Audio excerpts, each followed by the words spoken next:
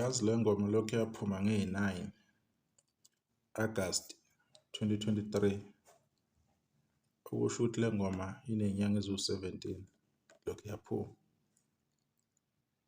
Kodwa izinga esilihambile kusuka lapho kulezi zinyanga eziwu-17 isiqophe imilando eminingi kakhulu, miningi imilando eyiqophile le ngoma.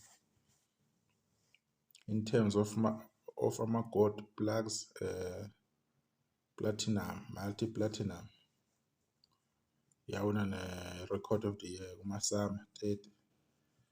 Isihambe kakhulu le ngoma. Njengamanje under umaskandi, uMthandeni SK, ingoma yakhe yiyo kuphela ekwaze ukuthola 20 million plus views ku-YouTube, 20 million plus stream ku-Spotify.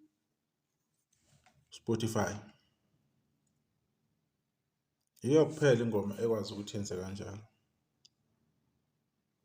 And iParis yiyo kuphela ingoma ehlale kwi-top 200 song awe-Spotify.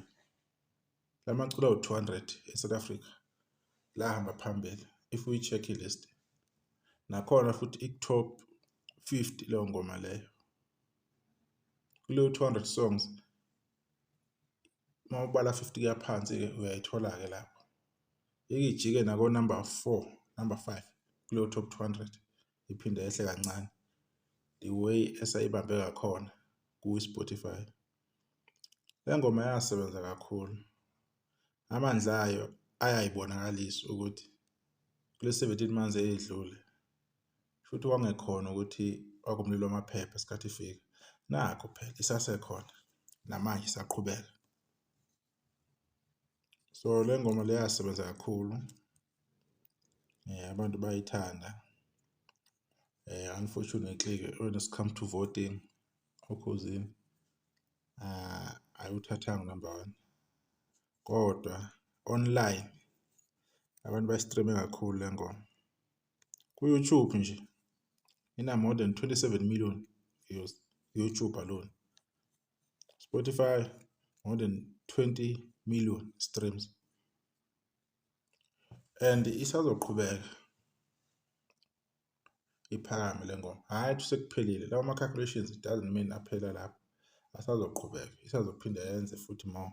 So sengalindelako okunye eminye imilando esazoyiqopha le ngoma ngoba kuyabona ngathi futhi SK wayecabangile, wayenesikhathi wazipha ukuthi emsebenzini wakhe ahlale yenza yini different angayenza.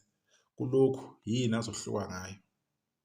Wasecabanga le ndlela-ke le agcina kwazi ukuthi aphela iParis. Wacabanga futhi uzodinga umuntu okwenye genre ozomsiza kulo msebenzi wakhe. Wamhlonza lo amhlonzayo kwagcina-ke kuthola yena kuLwandle Nkulu. Naye futhi owenza lo msebenzi ofuna uyo SK ngendlela aneliseka ngayo, judging by success yengoma. So le ngoma isebenze kakhulu. Lokho into kumele siyiveze kumaskandi. Singagcini mhlawumbe siveza izinto ezithize kuphela. Maybe sithathe izinto ngokupersonal. Izona izinto okumele zazeke ukuthi kumaskandi into enjengalena iyenzeka ikhona and yenzeka egameni likaMaskandi. Kumculi ocula uMaskandi. Sibonga.